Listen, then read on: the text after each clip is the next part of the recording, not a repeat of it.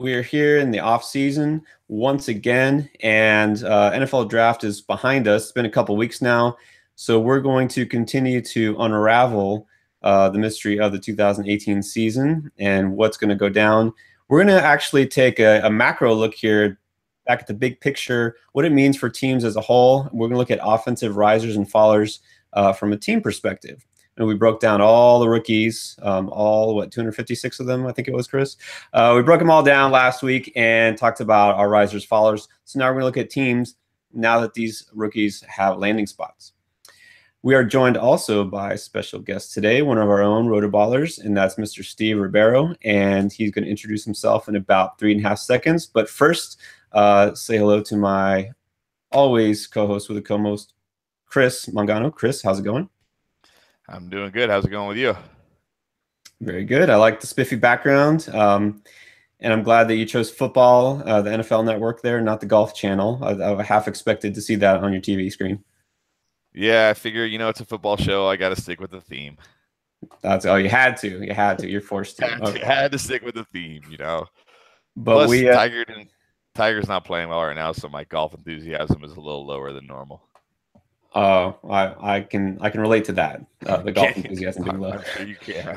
We did promise, though, we are not talking baseball at all this week. So don't worry. We're going to get straight to the football. And so joining us, as I mentioned, is Steve, one of our NFL writers. For I guess it's been going on over a year now, right? 1.5 years. Yeah, about so. Started last July, I think. Okay, so here we go. He's been active in the offseason. Going to keep rattling out those rankings analysis articles, breaking down some dynasty for us. I know he's going to take part in these mock drafts. He was super excited that our last mock draft, we were able to stretch it out for like 2.5 months. So he's looking forward to more of that. Yeah, it was a big part of my life for about a month. Really looked forward to monitoring the days between picks when I would be planning out my fake draft picks for a couple days, getting them ready to go. But that was a lot of fun. And yeah, glad to hear we aren't talking baseball because football and basketball is my speed. Baseball, I have not followed enough. Okay, yeah, no worries. We're sticking to the script here, and that's football. We got plenty to talk about. I know this for some people, now that the draft is over, free agency rush is kind of over. This is considered sort of a dead period, and especially once we get into May and June, there's really not a lot happening per se, news-wise. But of course, all that changes sometimes, and I don't know what it is. We usually record on a Tuesday like we're doing now, and of course, we are streaming live on YouTube.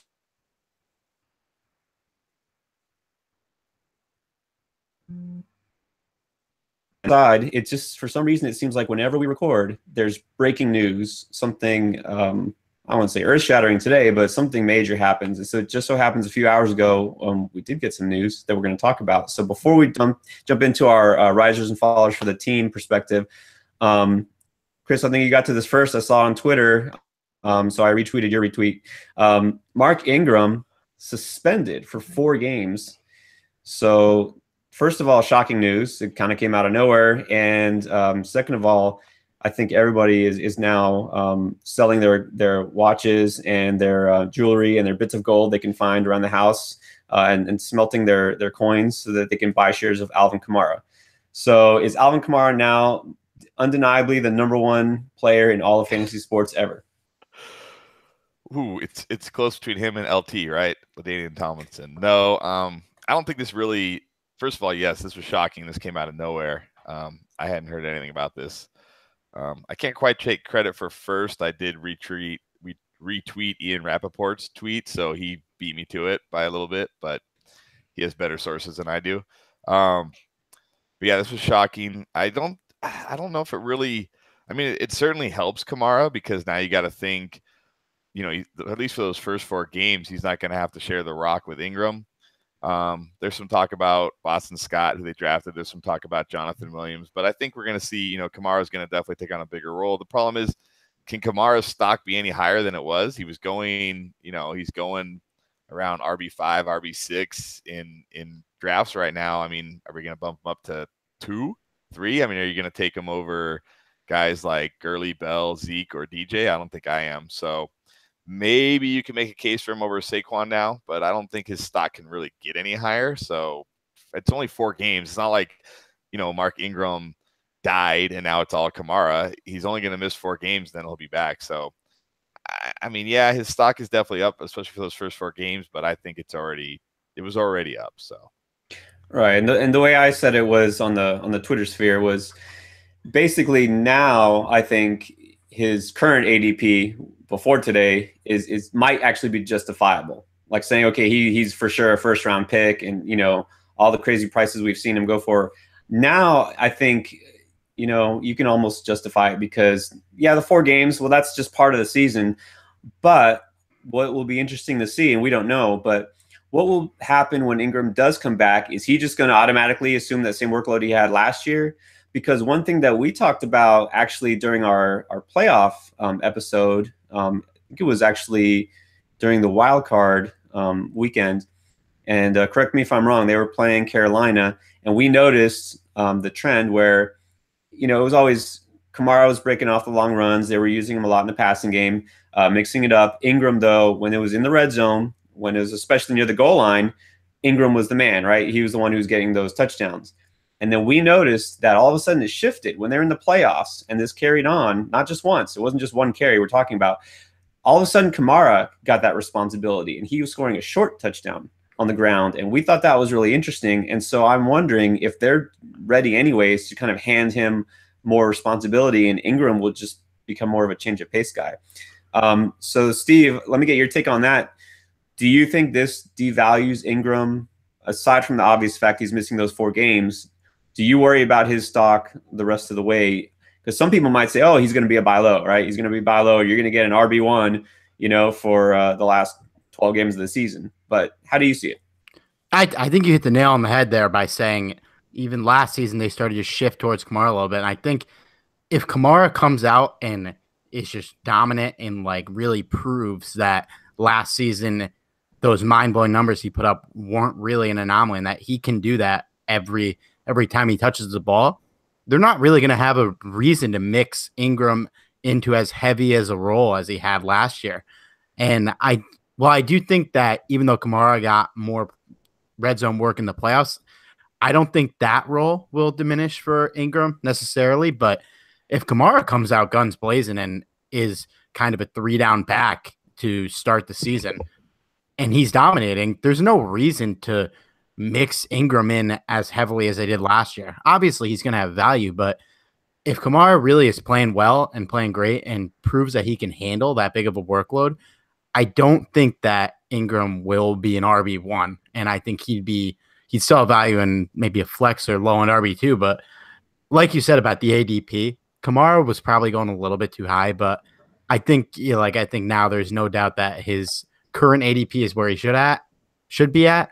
And if you're bumping him into that top tier with Gurley and Zeke and Bell and DJ, I'm not ready to do that, but I think he's definitely in the next tier below that.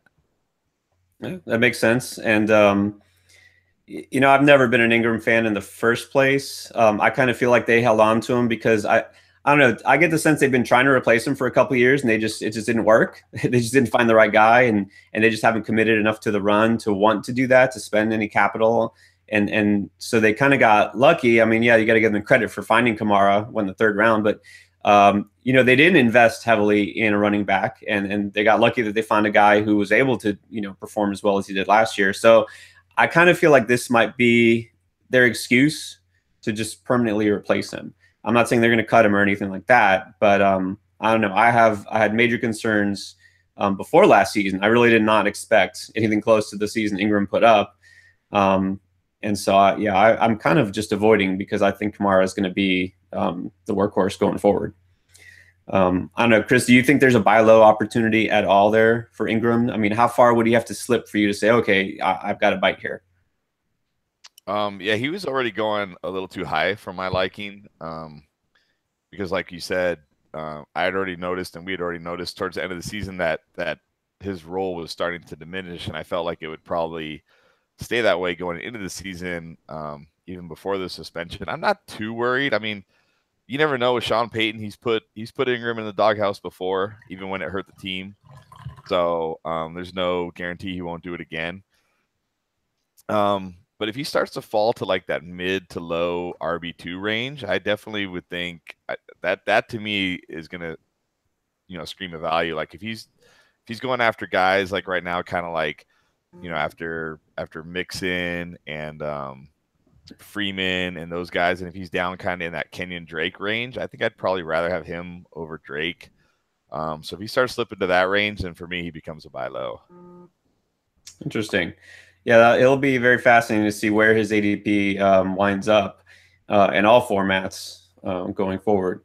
I do think there's a definite. I'm staying away, like I just said in redraft, but I think in MFL 10, which we will definitely discuss in the next coming weeks again, we'll revisit after the draft is over now. But I do think that he's a lot more interesting in that format if you can get him at a reasonable area. So, and I could see in Dynasty him being kind of a buy low candidate, because even if Kamara really takes over and runs with it this year, you could see a trade or a new set of scenery in Ingram's future next year if they do go the route of Kamara, because obviously he's not the back that Kamara is in talent wise, but he's still talent and he's still a starter in the NFL. I'd say he's proven that. yeah, absolutely. You can't discount him totally. And you know what? The way things are, I mean, he could be one injury away. What if Kamara, pulls a Dalvin Cook, tears his knee up in week 4? All of a sudden, Ingram's an RB1 again. So you That's never really know. thing. Wasn't the big concern with Kamara was, he can't handle, that type of workload. He's not built for that type of workload. And I don't really typically put too much stock into that, because we've seen smaller backs like Jamal Charles, whatever, handle starter type workloads and be just fine. But I mean, now he's going to probably be thrust into that. So there is always a risk that Kamara doesn't come out of these 4 games 100%, right? Or 100% healthy. If he's out there, handling 15 to 20 carries, plus another 4 to 6 receptions, if we're looking at 20 plus touches every week, is he really built for that? Well, that's a great point, actually, because one thing you have to realize, the reason why he was undervalued coming out of college, he wasn't this workhorse back. He wasn't a guy who had heavy volume. He didn't put up these great numbers. Obviously flipping from Alabama, Tennessee, but that's reality. He's never really experienced that. And of course, last season, he had his touches, but he still had to share the load, and he always got those frequent breathers during the game. So that is a valid point. But more to come on that, of course, as the offseason progresses. So before we get into our risers and fallers for team offenses, I have a question for all you rotoballers. Have you ever wished that you could be an NFL general manager? Well, now you can, thanks to Reality Sports Online, a powerful fantasy sports platform where owners get to build and manage their fantasy team just like a real NFL GM. Reality Sports Online was created by former NFL front office personnel and features a revolutionary free agency auction room which mimics NFL free agency, enabling fantasy owners to negotiate and sign the NFL's top talent to single or multi-year contracts. You can host up to 32 teams. There's a ton of cool features in addition to free agency, like rookie draft, multi-team trades, franchise tags, contract extensions, first-round rookie options, automated contract and salary cap functionality, so much more. I can't even list it all here. Skills for realitysportsonline.com and try out one of the mock free agency auctions. And then if you use the promo code BALLERS, you get a 10% discount on your team or league. Try it out today, guys. Fantasy just got real at realitysportsonline.com. So let's go ahead and talk about, speaking of reality, we're going to look at some non-fantasy but real stats, and we're going to, of course, put our fantasy spin on it. We're going to look at some stats for offenses as a whole from the 2017 season.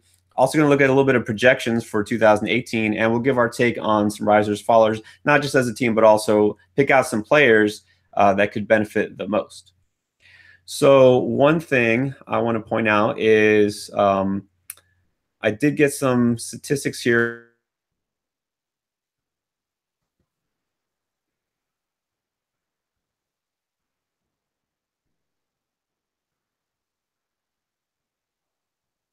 Work Twitter. Okay, so that's Anthony Staggs, but he had some projected numbers for passing and rushing offense. So we're going to kind of compare those to the reality of last year. And now that the draft has taken place, we're going to look at which teams we think are going to jump up maybe into that top 10 range and which teams might fall out. So let me start with the passing offense because we're talking, of course, their quarterback, receivers, and tight ends. So we'll just look at that first. So let me ask you this because this is a serious question, guys.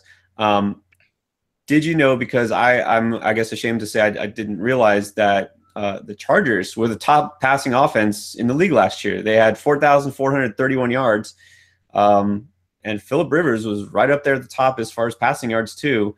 I must have missed that. I don't know. I didn't see him being bandied about as like the top 5 fantasy quarterback that it looks like he was. But do you think that's sustainable? Because Anthony's chart here, it shows the Chargers actually jumping up a little bit, not very much, but from 28 passing touchdowns to 30. Like I said, that 4.431 as far as yardage, and he has them at 44.15. So are the Chargers an elite passing offense? Chris, were you aware of this and you didn't tell me? I don't know if I was quite aware that they were number 1, but I know that they are a very pass-heavy offense. I do have a little concerns that going into 2018, only because they've beefed up that defense so much that they might not need to pass as much as they have in the past. You know, they could be in a lot of positive game script games where they're just kind of running out the clock. You know, late in the game in the fourth quarter, they're just playing ball control, keep it away from their opponent type offense. Plus, they were ravaged by injuries last year. I think they were a better team than their record showed, and I think they will be better this year. I think they're a playoff team this year, assuming they can stay healthy. So I think we could see that number drop, if anything. But yeah, I've always considered them a high volume passing team. Yeah, and they were expected to be better in reality, and of course the defense was expected to. They did suffer some injuries, so you know, got to be a little bit fair there. But I don't know. Do you worry about Rivers kind of falling off a cliff because of age? And you know, they didn't do anything to really boost their offense. They're hoping that offensive line, you know, Forrest Lamp is coming back. You know, hoping that with some minor additions it gets better. But Steve, how do you view Phillip Rivers? Do you view him as a potential QB1, like let's say in a 12-team league? You know, is that just a given for him? I think so. Yeah, I think he's kind of, since he really fell out of his prime, he's kind of always been floating in that 10 to 14 quarterback range, I'd say. And I think he's a guy where in a 10-team league, if you don't want to waste an early pick on a quarterback, you're fine getting late. And I think when I'm going in the mindset of I don't want to take a quarterback early, I'll normally grab Rivers, or not Rivers, but a Rivers type guy, and then either another Rivers type guy or a young guy who has high upside, just because I'd rather have a shot at 2 quarterbacks that are low end that I'm not sure on than maybe some of the other guys. But I'm not worried about Rivers having a severe drop in production. I think he's still got most of the receivers around him. Keenan Allen's still there, obviously. He should have Mike Williams in the mix, hopefully, although we've seen first-round receivers over the last couple of years have not really gone back into the mix, but we hope Mike Williams can be that, and obviously Melvin Gordon's been good. But yeah, I think in a 12-team, 14-team league, I'm fine rolling with Rivers. It'll give you a chance to get some better players before that, and like I said, maybe you're reaching for one of the rookies later on just as a bench stash in case Rivers does finally regress, but he hasn't shown any signs that he's going to just completely fade away. And I think, like you said, I also didn't realize that they were the best passing offense in the league. But I think you could expect them to be hovering around the top 10 again. And I think that's fine for Rivers. Yeah, and of course, we're not going to be able to pick out, oh, this is the team that's going to be number 1. Even so, I mean, we're kind of splitting hairs here. You know, number 2 is the Patriots. Not a big surprise there.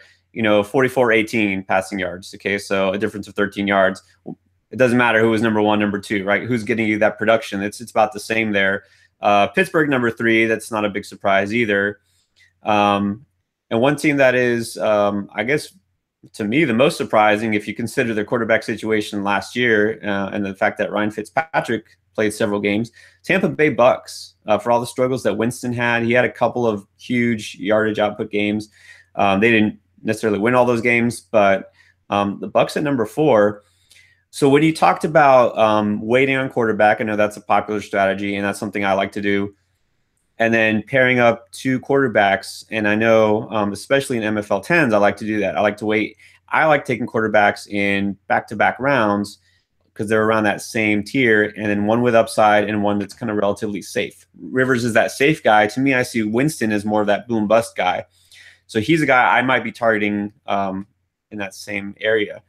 So between the two, who do you like better? And do you like Winston? Because last year he was a huge sleeper, and that was a mistake, and I fell victim to that too.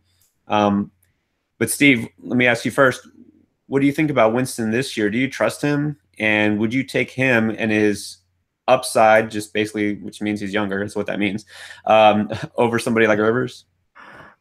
It's tough. I think I would lean towards Rivers. I was a big Winston fan coming out when he was in the draft, but now that we've gotten a couple years, I've always been saying recently that he's the new Eli Manning. Whether that's a compliment, whether that's an insult, we don't know. He will probably fall into a Super Bowl MVP or 2 in his career. We'll also look at Winston sometimes and be like, how the hell is this guy even a starting quarterback in the league? But like, you see the flashes, you also see the inconsistency. I think that would make for Rivers and Winston an interesting pairing. I also kind of like doing the back-to-back when I'm waiting on quarterbacks.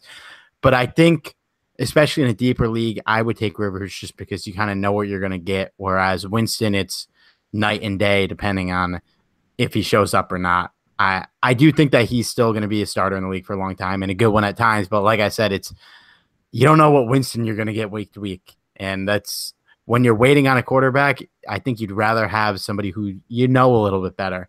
But I'm not too upset with either of those guys in like a 12 or 14 team league as my starter if I waited that long to do it. Fair enough. I did raise some eyebrows there. You mentioned a Super Bowl MVP or two. That would be it could happen. I wouldn't bet on it, but I also would have never bet on Eli winning too. So I think they remind me of each other. They both have shown flashes of just like utter greatness, leadership, everything. And then they'll just make some of the dumbest plays that you've ever seen in a game. And he just reminds me of Eli a lot. That's a pretty good comparison. You put it that way. And you have to remember, Winston, #1 pick. I mean, the expectations are there. So same as Eli. Yep. Chris, how do you feel about the Bucks? I know we've talked about them being sort of a potential sleeping giant as far as offense. But how far do you actually trust somebody like Winston? I love Winston going into 2018. I think he was better last year than people give him credit for. If you look at the stretches where he was healthy, he put up some really good numbers. You're going to get the inconsistency with him. In a redraft league, I'd prefer Rivers. I just feel like Rivers is more of a plug-and-play kind of guy, whereas Winston, you're going to get those big games, but you're going to get those, killer, 8-point games too as well. So in a redraft, I would prefer Rivers, but I think Winston could be one of those guys that really puts up a huge year this year. Every year, there's always these quarterbacks that come from like last year it was Alex Smith, 2 years ago it was Matt Ryan, even Jared Goff last year, Mariota a couple years ago. There's always these quarterbacks that are like forgotten and aren't even drafted a lot of times in 10 and 12 and even 14 team leagues in one quarterback leagues, and they end up putting up top 5, top 10 fantasy numbers for the year, and they're viable starters every week. And I think Winston has that chance this year. He's kind of, like you said, he's kind of a post-type sleeper in the fact that last year everybody was really high on him. It didn't happen. Now he's going like his QB 15 or 16 or something like that right now. So he's basically free in like a 12 or even a 14 team league. He's basically free, and he could be one of those guys that could put up top 10 QB numbers this year. Interesting. All right. So that kind of jumps to one of my questions I was going to ask you. Who do you like as a QB sleeper for this year? So you're saying Winston because he's kind of a post-hype breakout type. And I agree. I'll buy that. Steve, who do you like, if anybody? Let's just talk quarterbacks specifically right now. Who do you like to have a potential kind of breakout year, if you will? Kind of like Alex Smith had last year, Matt Ryan the year before. Yeah, I think that's an interesting question. There's definitely a couple guys. I think Case Keenum is a possibility to emerge as a fantasy starter. He's in a system where quarterbacks have produced in the past. They address receiver in the draft as well as having two talented guys.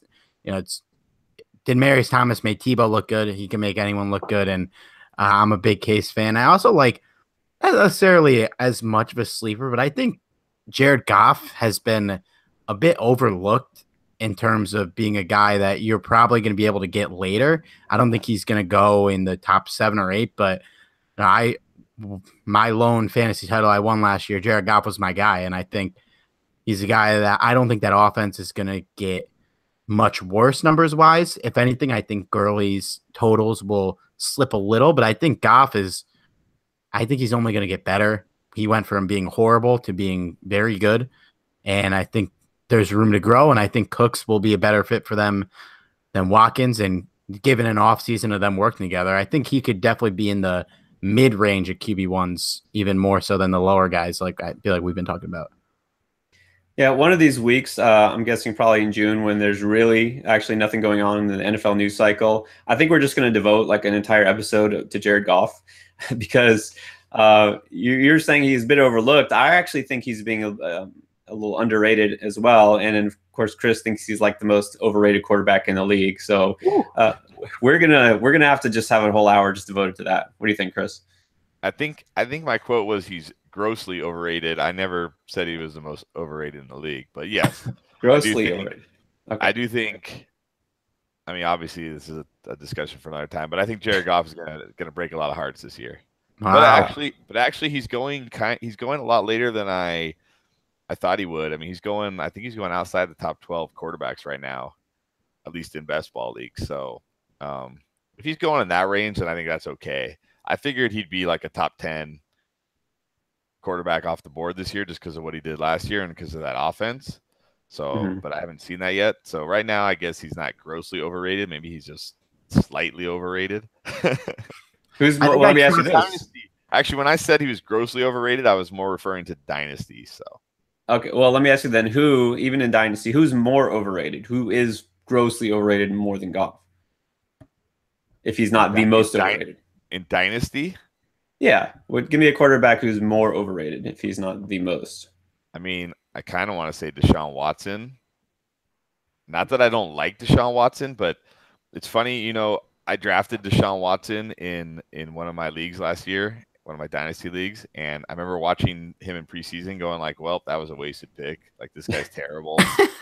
No, really, do you guys remember that? Like, he looked awful in preseason, right? I remember Evan Silva, who's I respect him a lot. He knows way more about football than I do, but he was tweeting out things like, and he was right. He was tweeting out things like, oh, he dances too much in the pocket. He's looking down, the rusher's coming at his feet. He's doing all this stuff. And it was all true.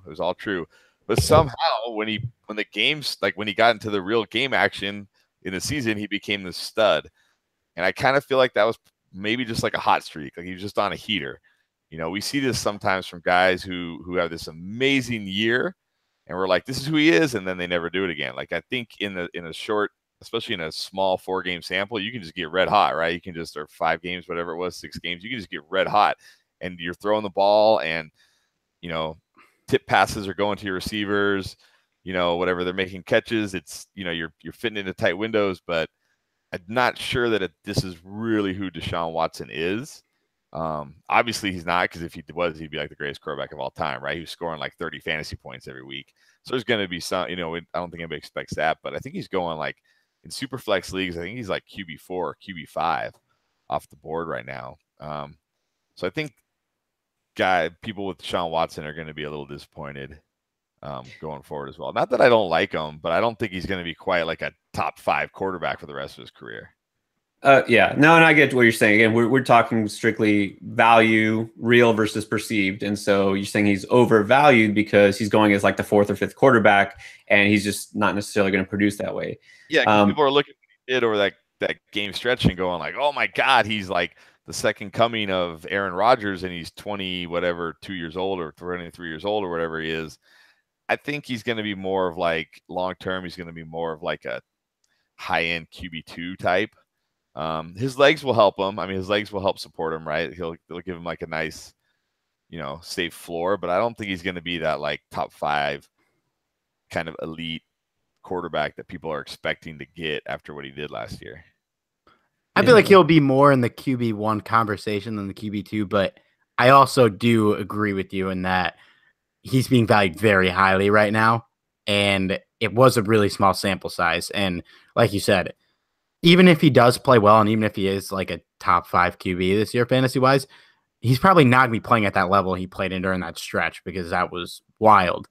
And he'll probably be more concerned with conserving his health in a way as well. So I do think he'll be a QB1 this year, but his ADP is going to be really high. And especially in Dynasty, people are going to be valuing him high. So that would be a guy I would definitely look into trading if I owned him. And in redraft, would consider taking if the price was right, but it's probably never going to be right. Yeah, so again, look for him to be probably overvalued in all formats this coming year. I definitely wouldn't have him as far as down at like QB2. I mean, I think he's definitely going to be a top 10 quarterback, but I wouldn't take him over, Russell Wilson or anything like that. So what'll be interesting, I think, is the effect it's going to have on his receivers now that he's coming back.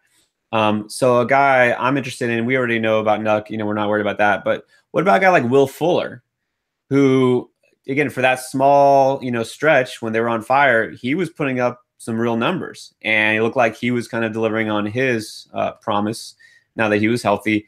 And of course, that all went to hell once Watson was injured. But do you think Fuller now is a guy who's going to jump up in actual production with Watson coming back? Is he a guy that you think is going to, surprise some people and be undervalued?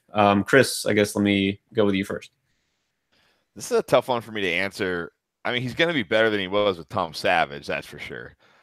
Just because I think Watson will take more chances. He'll chuck it down there to Will Fuller, right? And whereas Savage, he wouldn't do that. So the thing with Fuller though was he was just scoring touchdowns at like a ridiculous rate. Like he made Alvin Kamara's touchdown rate seem like human. He was scoring so highly. You got to think that's not going to be sustainable. He also led the league. I saw somewhere he led the league in like yards. I forget what it was, but it was like a full yard more than anybody else in the league. So you got to think that's going to come down a bit. I don't remember the exact stat, but definitely I think the reason this is tough for me is because, a lot of the kind of experts that I talk to are high on Fuller, but I don't think the fantasy community as a whole is high on Fuller. So this is kind of tough for me. I think if you're in an expert league, he's probably going to be a little overvalued. If you're in like a more just kind of a casual league, he's probably going to be a nice steal for you. So for me, this is like I'm kind of on the fence on this one.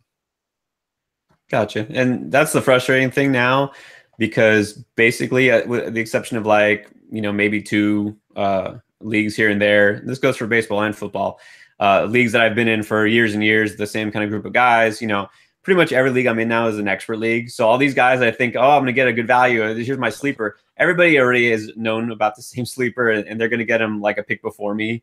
So like there are no sleepers in expert leagues, right? Everybody's like, oh yeah, I had that guy queued up, but I didn't want him. So I was like, yeah.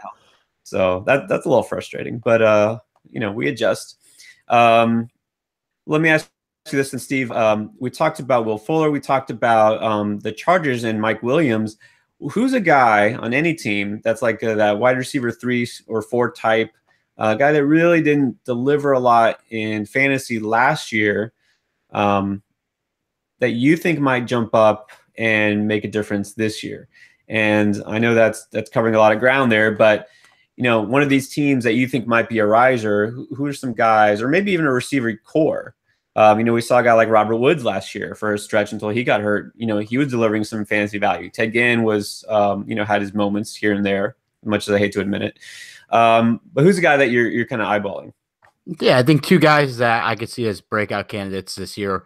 One of them, which was one of the more failed breakout candidates last year, I think D.D. Westbrook in Jacksonville. I think them not bringing back Allen Robinson, getting rid of Allen Hurns. Obviously, they did bring in Dante Moncrief, but I like Marcus Lee, but we know he's probably not their go-to number one receiver. And I think because of all the talk about how much Jacksonville liked D.D. Westbrook, I don't think that was like blowing smoke. And I don't know if I necessarily believe in him, but I think a lot of people are going to be put off by how he did last year, and they probably used big waiver claims on him for which ended up being no reason. If they do let Bortles throw a little more, and if he becomes a little more effective, again, definitely not a sure thing. I could see Westbrook being a guy I would target later in the draft if he's available. Another guy I like that I know is popular in dynasty leagues was Chris Godwin. I know the Bucks are really high on him, and we mentioned Jameis and the fact that they addressed running back in the draft, but they didn't really bring in any big names. There's nobody that we could confidently say is going to be getting a lot of carries in Tampa. I think they will be throwing a lot. I think I'm not relying on Deshaun Jackson to be a consistent number 2 receiver, especially at this point in his career. I think Godwin, along with Evans, they could become a solid 1-2 combo. And I think with Winston throwing the ball a lot, I know a lot of the Bucks fans I know love Godwin. I think he is definitely going to be a guy that's poised to break out. And like you said, in expert leagues will probably be picked later in the draft. In non-expert leagues is a name that will probably fly under the radar. Absolutely. I love Godwin. Tons of physical talent. We already mentioned Tampa is going to throw the ball a ton. So definitely somebody to look out for. I also like, kind of as a post-hype breakout, Kenny Golladay. That's a guy I'm keeping my eye on. I know some people are kind of dismissing, oh, he was just a preseason stud. Well, give him the chance. He did flash a little bit of that ability. You got to remember, he was hurt. He was a little bit hamstrung during the season. So I think he's still got plenty of potential. So Chris, same question to you. Give me a lower level name. I know you love Westbrook too. We were all about Dede last year. Who else you got? I got a couple. I'll tell you one that I haven't really heard much about yet. I think he's going to start picking up steam as we get closer to the season, and that's Randall Cobb. It's him and Devontae Adams now, right? I mean, who's going to be their wide receiver 3? Geronimo Allison, St. Brown going to somehow crack? I mean, I feel like that wide receiver 3 spot is going to kind of just be like a shuffle of a bunch of different guys. So you're going to have Devontae Adams and Randall Cobb are going to be receiver 1, receiver 2 now.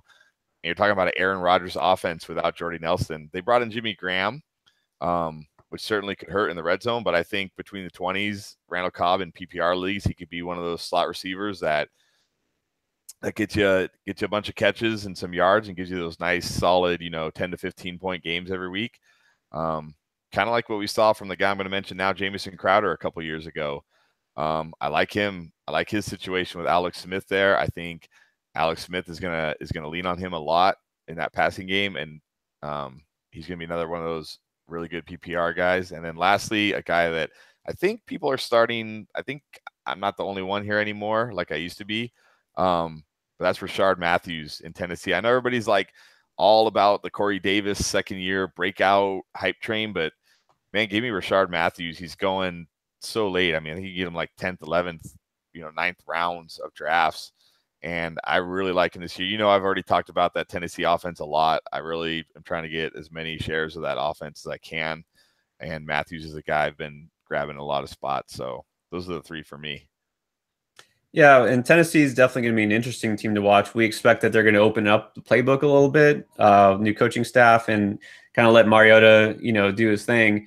Interesting, though, looking at these Pyro League projections from Anthony Staggs I mentioned earlier, Tennessee was not in the top half of passing offenses last year. He does not have them projected to be a riser either. So he's got him at 3,800 passing yards, kind of in the orange here, as far as, staying somewhat stagnant in terms of overall rankings. 26 passing touchdowns. That's not too thrilling. Makes it sound like Mariota's, definitely not in the QB1 spectrum here. That doesn't mean there couldn't be individual value, though. Of course, a guy like Corey Davis maybe steps up, becomes their main guy. But Matthews is a guy who's definitely going to get overlooked. Yeah, that's still a big increase, though. I mean, last year they only had 3,200 passing yards and 14 touchdowns. So 3,826 would be a big increase for that offense. And I think we're going to see more passing out of that offense with boring Mike Mularkey gone. So that's one of the reasons why I'm higher on them. I think they're going to throw more than we've seen the last couple of years. I mean, I don't expect this, I'm not looking at this as like a top 10, passing offense, but again, we're talking about another 700, 600 yards and another 12 touchdowns. If Matthews gets his share of those, that's going to be big for him. Absolutely. And we haven't talked about really fallers too much. We like to stay positive here, but some of these projections here, I want to get your take on them real quick, you guys. Carolina, wondering if they're going to actually commit more to the run now. So they have him. He has him at 3,600 passing yards, not in the top half of the league. The Cowboys down at 3,500 passing yards. Maybe they're going to lean a little bit more on Zeke now that Des Bryant is gone.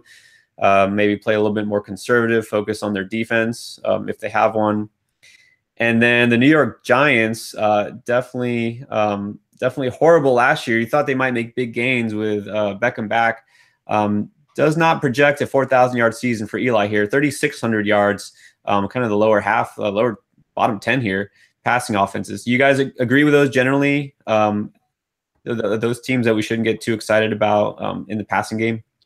I think the Giants and Cowboys are both a little low. I think if I'm looking at this right, they're the last two, which I'd be really surprised if the Giants finished in the last two, because I think Barkley, as much as he's going to help the running game, having an actual running game is going to help the passing game. And I think them not drafting a rookie quarterback and rolling with Eli, assuming he gets a little bit of rejuvenation and doesn't just completely collapse, I think that will help. They still be like, or obviously they be like, still have Odell Beckham for now. They still have Evan Ingram. I think there's a lot of talent in that passing game. And last year was just, it was kind of like how, I don't think it's going to be at this level, but the Rams made that bump after they got rid of their coaching circus and refocused with a new coach. I think the Giants will make a little bit of a leap, especially in passing, just because Eli likes to throw. They have one of the best receivers, if not the best in football. They have talented guys around him. I'd be surprised if they were the 35th, 31st ranked passing offense. And I do think that you got Beckham, you have to throw him the ball. I think their passing offense will be a little better. Dallas, I'm not as confident as, but them being last is a little surprising. But I could see that happening with Zeke back. But I also think we underestimate how much Zeke helps in the passing game. And I think that with him for a full season, even with the lack of receivers, I do think it'll help them a little bit. I don't think they'll be last, but it wouldn't shock me them being last as much as it would the Giants being in the 30s. Yeah, I was surprised to see even Giants below the Dolphins as far as passing game. Yeah. That's pretty bad. But, I guess the thinking here is look at the elite running backs and look at who's going to, be given a huge workload and then project those teams to pass less, right, naturally. So, yeah, Zeke, and now that there's Barkley in town for New York, that they're just going to pound the ball kind of like Jacksonville did last year. So, Chris, you buy that line of thought, or you still think there's enough juice in that passing game for both teams, especially with OBJ still around? I agree with Steve on the Giants. First of all, is their defense just going to, are they just going to be like the Jaguars last year and just lean on Barkley in their defense? No. They're probably going to need to be moving the ball and scoring points if they're going to be in games. And you don't do that by handing the ball off, right? So you throw the ball. So they're going to throw more than that for sure. They're going to have to, just by necessity, because they're going to be losing so many games. They didn't address, they got Saquon Barkley, but they didn't address what they really needed in the draft, which was help on the defensive side and a potential future quarterback. They helped the offensive line, which is good for Barkley, and they got a good running back, which is good for Barkley, and it's good for the offense, but that defense needs a lot of help. So they're going to be throwing the ball more, in my opinion.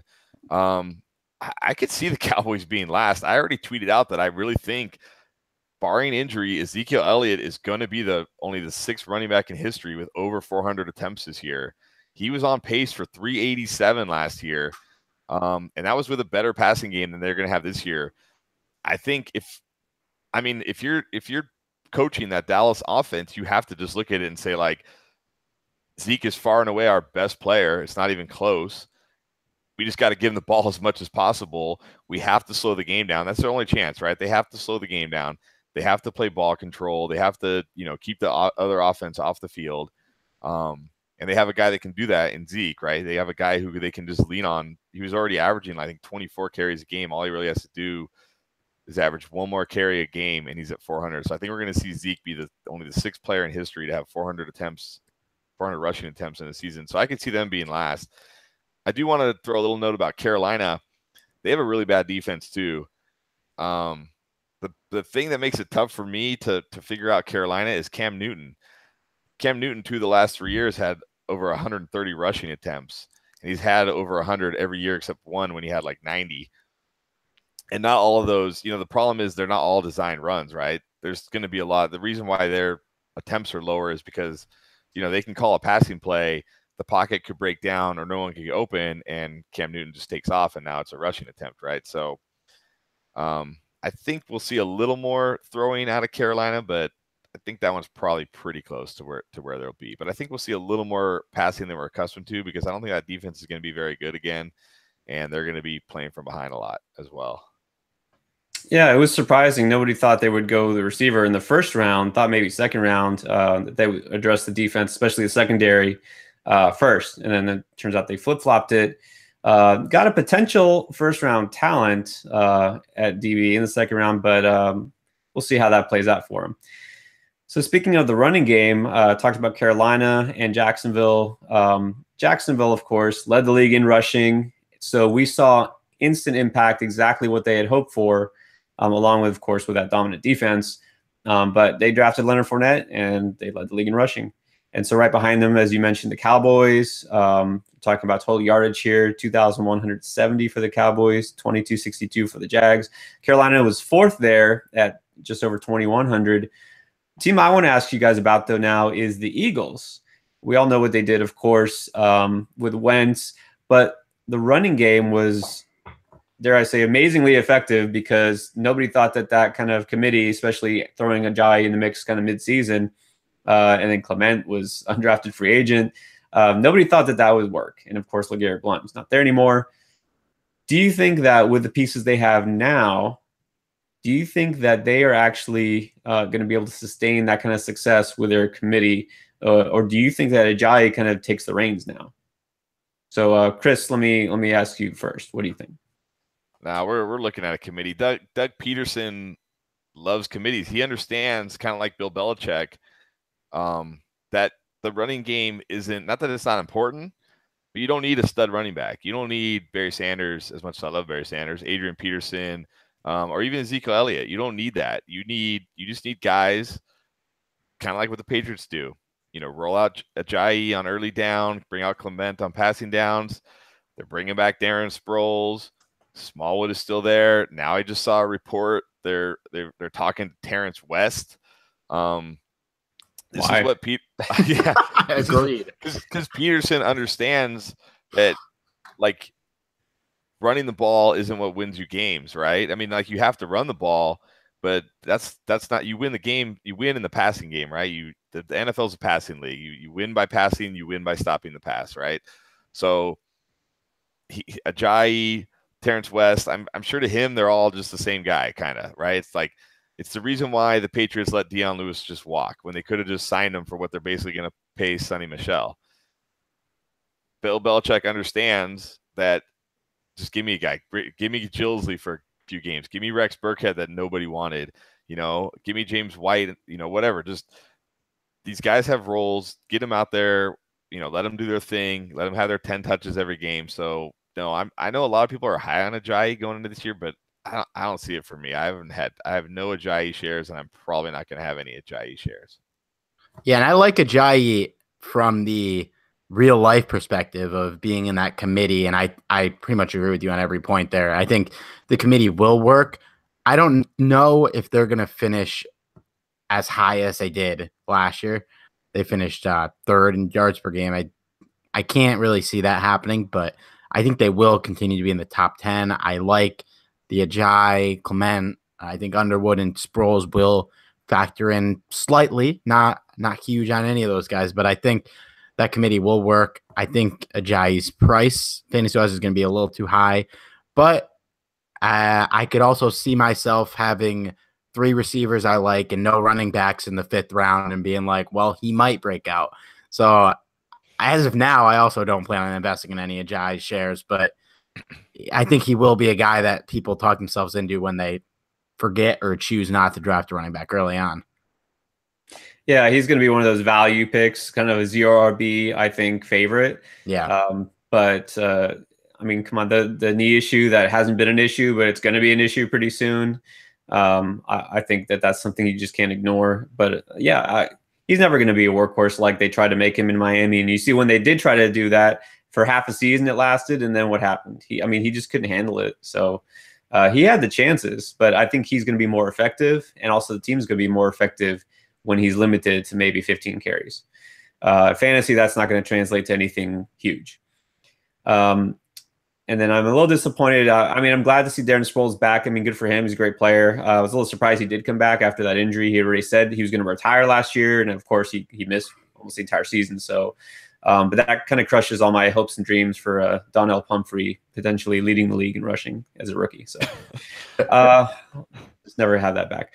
So, Steve, I'm going to give you the pleasure of answering this next tough question. I'll let my guests always lead the answer for the tougher questions. So what do we do with the New England Patriots backfield? How's that going to play out this year? It's tough, man. I normally just avoid the Patriots running backs entirely. And, that cost me some sleepers at time, but it definitely saves me some headaches. I mean, really, you look, the Burkhead, James White's still there. Jeremy Hill's there. Sonny Michel, obviously, they just brought in. I would like Burkhead as a later pick for his PPR value, but I don't know, man. You can never predict who Belichick's running backs are. And I think Sonny Michel is interesting because they used a 1st-round pick on the guy, which means they have to be pretty high on him.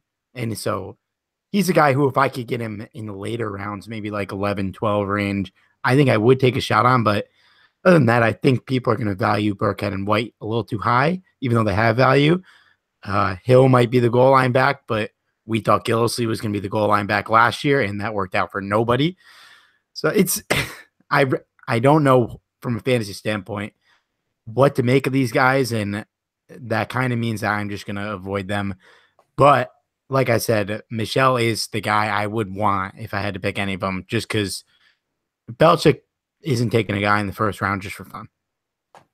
Absolutely. And I think we warned enough people away from Gillislee last year, and I was lucky. I didn't take him in any leagues except for one, and the only reason I had him in that one league is I won't say I went 0 RB because I don't like going 0 anything. So I think that leads to 0 wins, but I like to get value, and so it just so happened I think the running backs were getting overvalued, and I just waited and I waited, and it was like the 6th round, and I didn't have a running back. I was like, okay, I should probably take somebody now.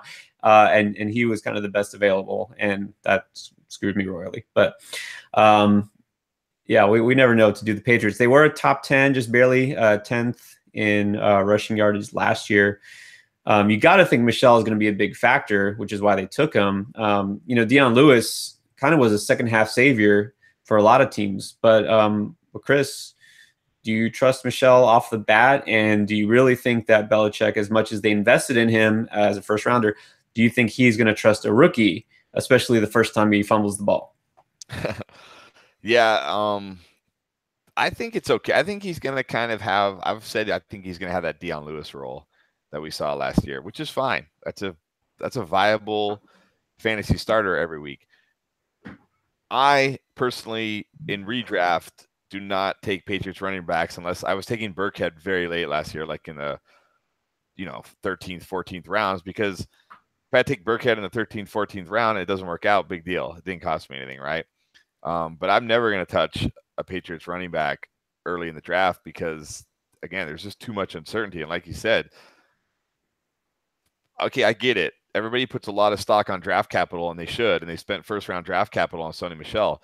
But if Sonny Michel goes out there and struggles, Bill Belichick isn't going to stick with Sonny Michel. Like, Bill Belichick is going to do what the team needs to win. And if there's somebody else playing better, whether it's Burkhead, Jeremy Hill, Gillislee, James White, whoever it is, that guy's going to get playing time. You know what I mean? There's a reason why Dion Lewis got playing time. That's because Dion Lewis is really good. Dion Lewis runs the ball hard. Dion Lewis breaks tackles. Dion Lewis does the stuff that Bill Belichick likes. And I'm not saying Michelle can't do that, but if he doesn't do that, he's not going to get playing time. It's just like we saw with Gillisley last year. Gillisley lost playing time to Burkhead because Burkhead was playing better than Gillisley, right? It's just a fact.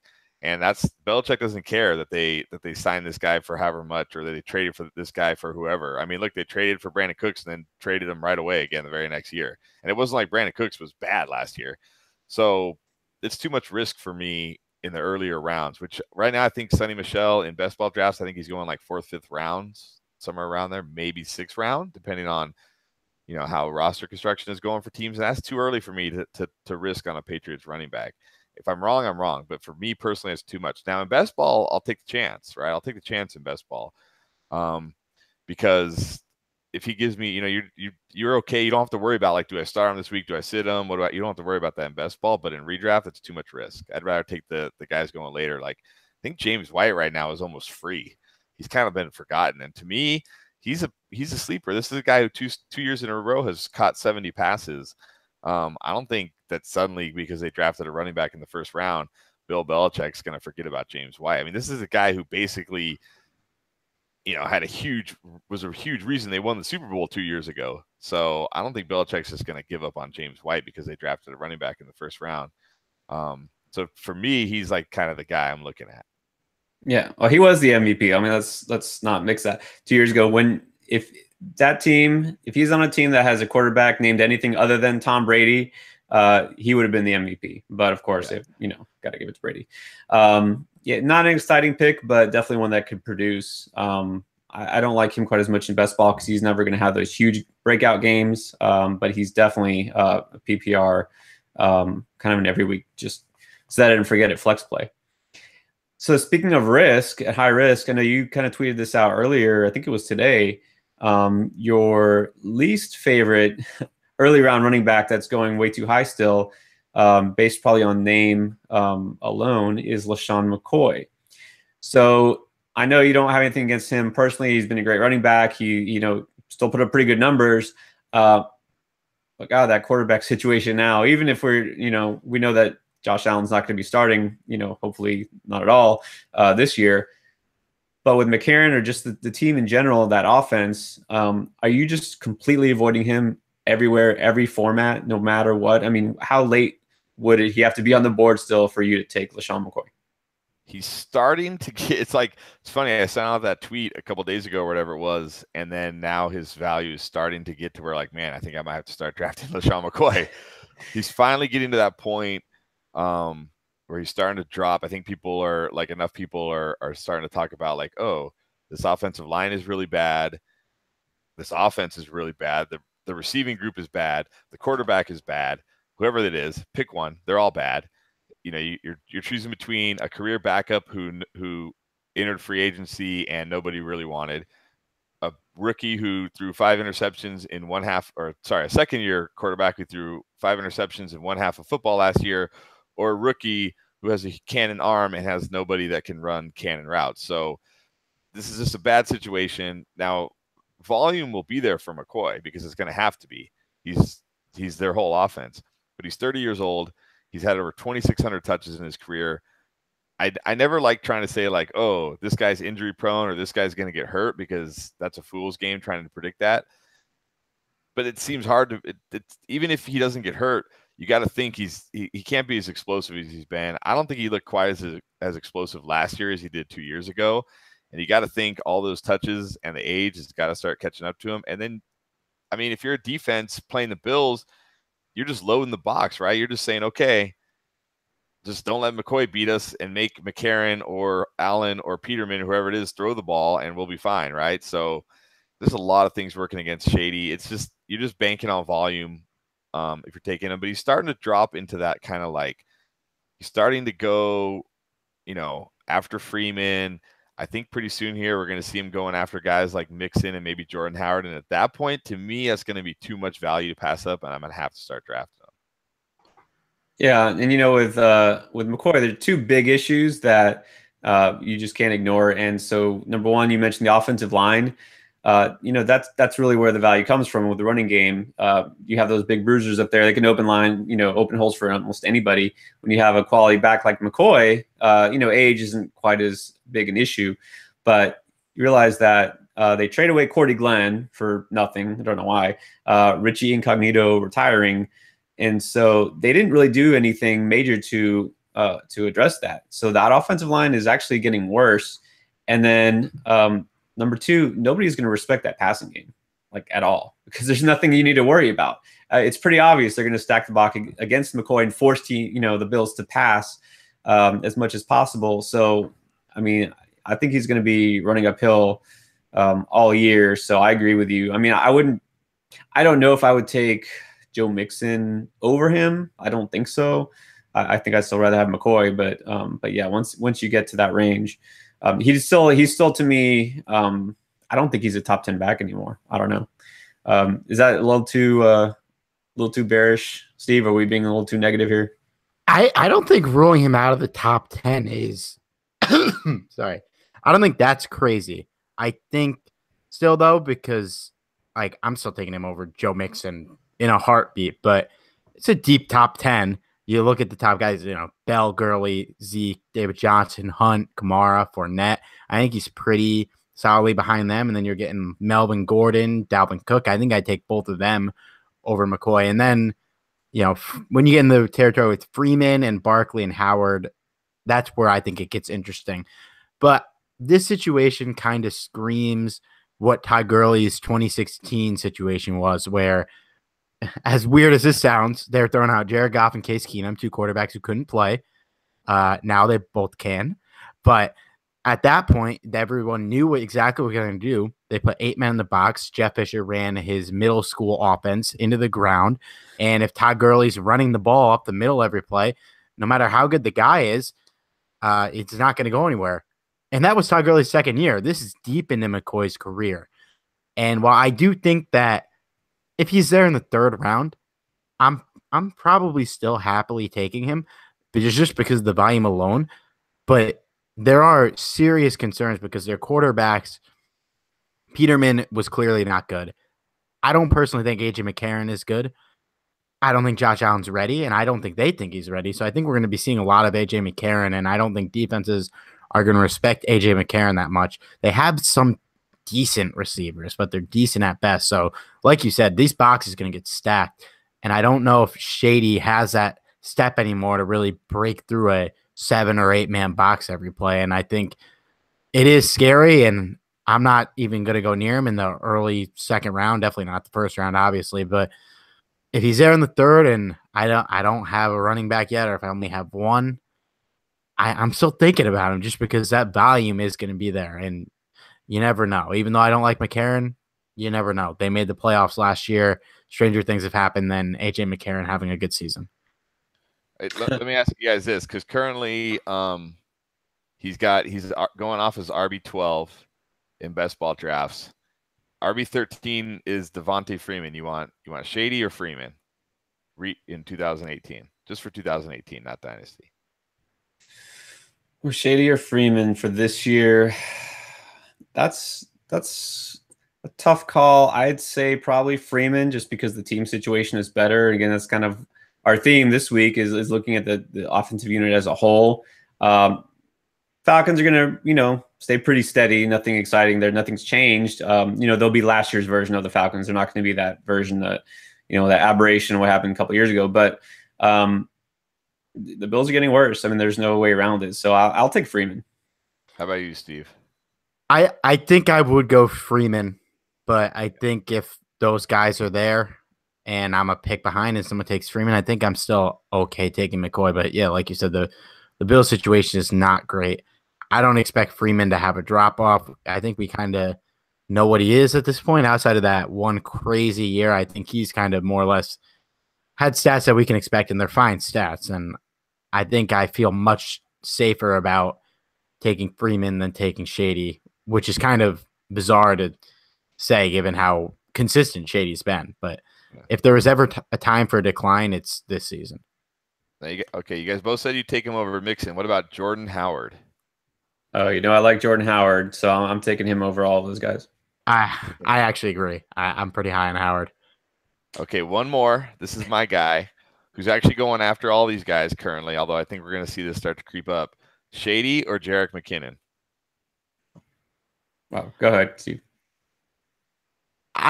Jared McKinnon, I can't take him over Shady. I'd still go Shady just because I think McKinnon's in a good situation, but I think Shady is a better player and definitely going to get more touches. Whether they're good touches, that remains to be seen. But I I like McKinnon's situation, and I do think he's going to have a good year. But I would still go Shady. I'd feel a lot better drafting Shady than McKinnon, given where I would likely be drafting Shady. Good point. So let's say all the other running backs I want are off the table, and those two are available in a nice spot where I want a running back. Yeah, I'll give you the answer that I think you already know the answer to this because we've talked about McKinnon quite a bit. In standard league, I might take Shady. no one plays standard leagues. Wow. No, I don't think I do. But if I were to play a standard league, but PPR, half PPR, best ball, I'm taking McKinnon because he's going to have those.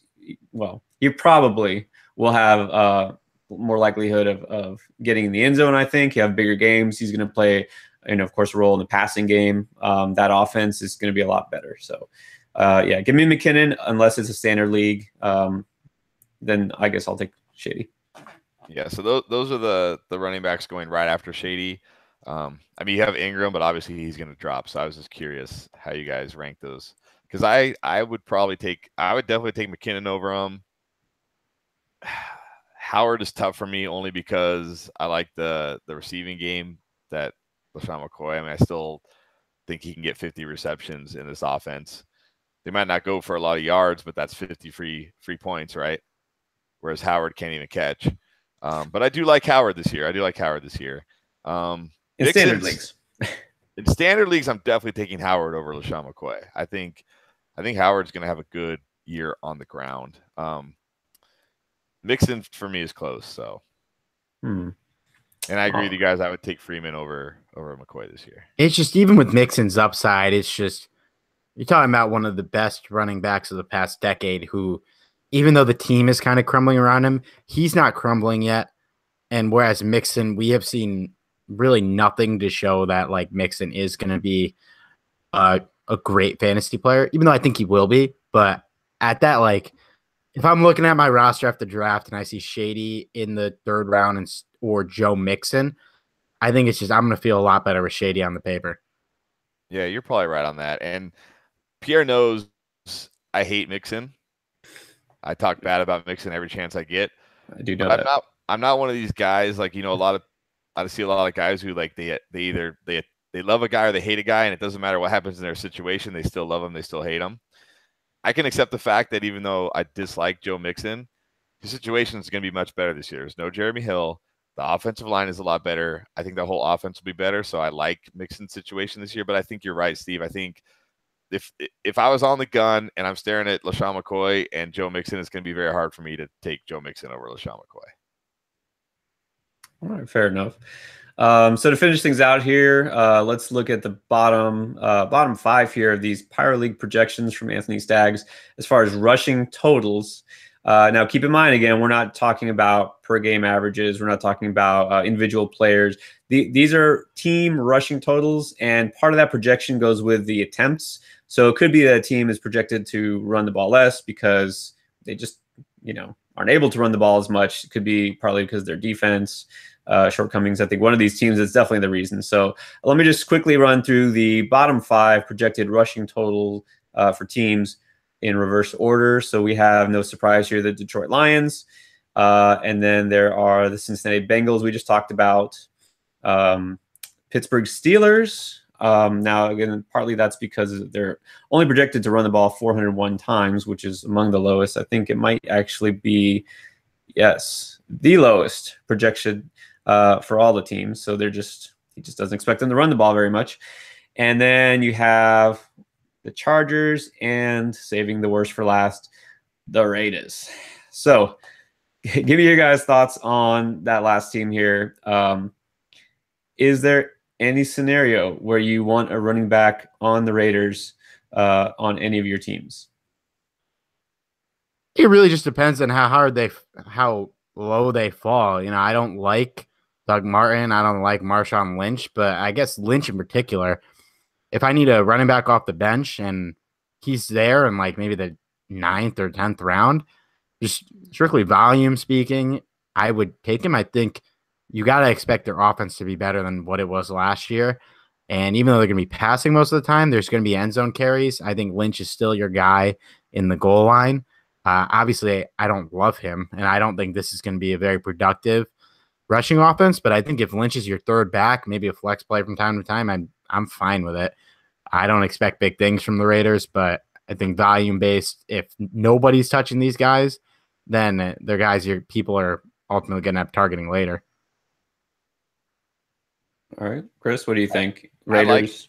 I like Lynch. Pierre, I'm going to cue you. He's a grinder. He's a rooting grinder type.